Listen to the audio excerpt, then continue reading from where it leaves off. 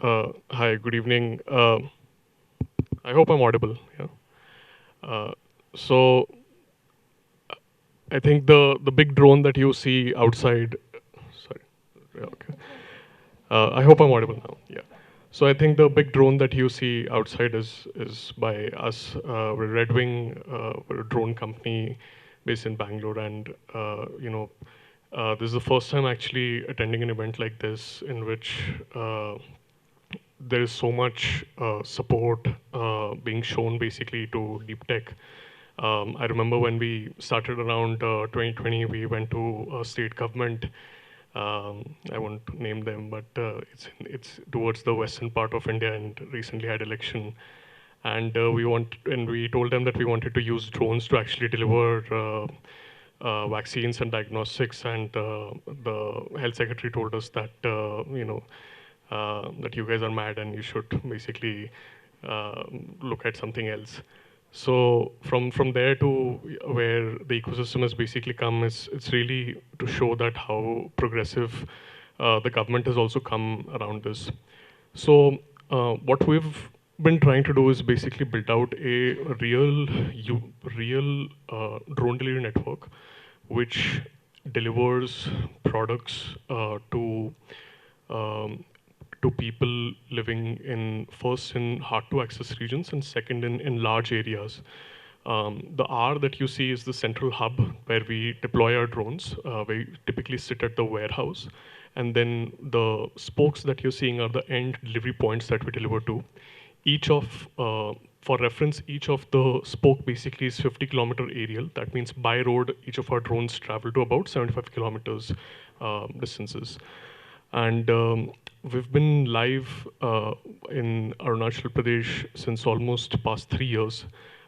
We chose Arunachal Pradesh because, whenever you think of a concept like drone delivery, people ask that, concept to what say, like, does it actually work?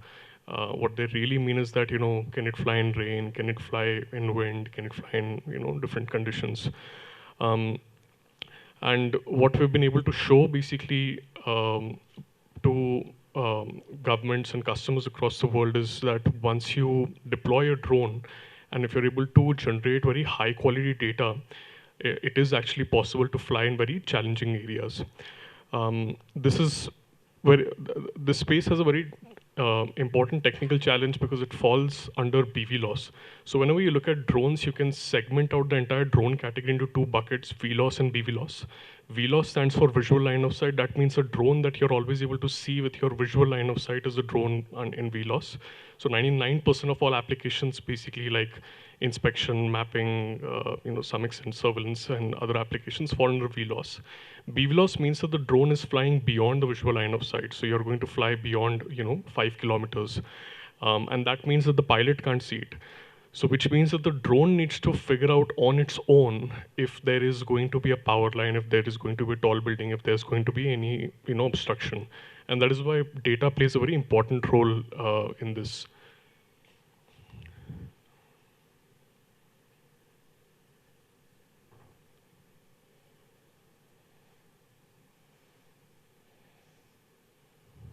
Sorry, that was not planned. Yeah, so what you're seeing basically is that the drone has taken off vertically and now is moving forward like an airplane. And this is not, normal weather conditions. This is the extreme edge case, which means you're flying in extreme rain, extreme wind, and not for, again, for a kilometer or 2 kilometer for a demo, but actually delivering 50 kilometers again over, 2 to 3 year period.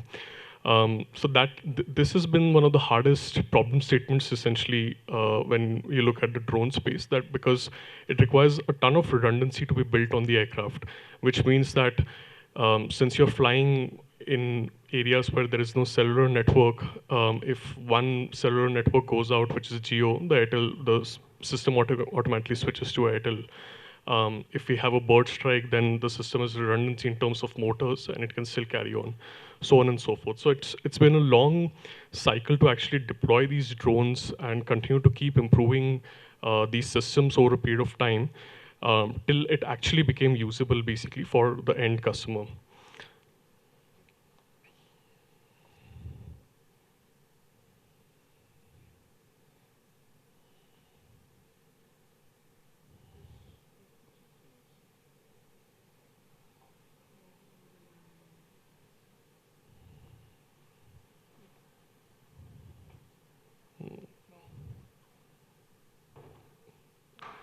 One second. You can go back.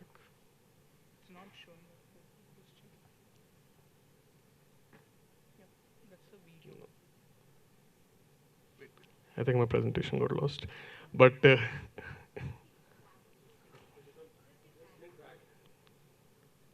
just go to back. Yeah. Yeah. Okay. Yeah. So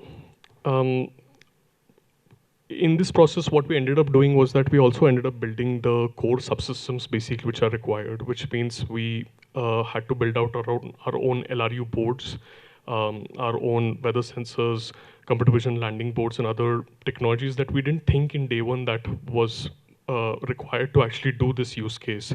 And that turned out to be not just a design in terms of the drone, but also in the making of the subsystems as well.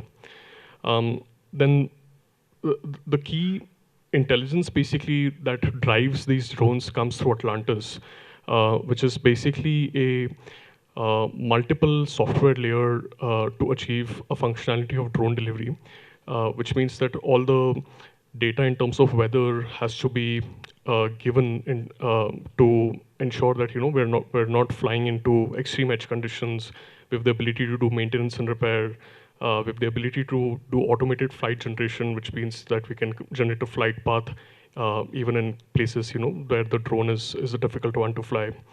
And um, in case of just to give a visual sense on why these conditions are so difficult, is that what you're seeing over here is a drone flying between two hills.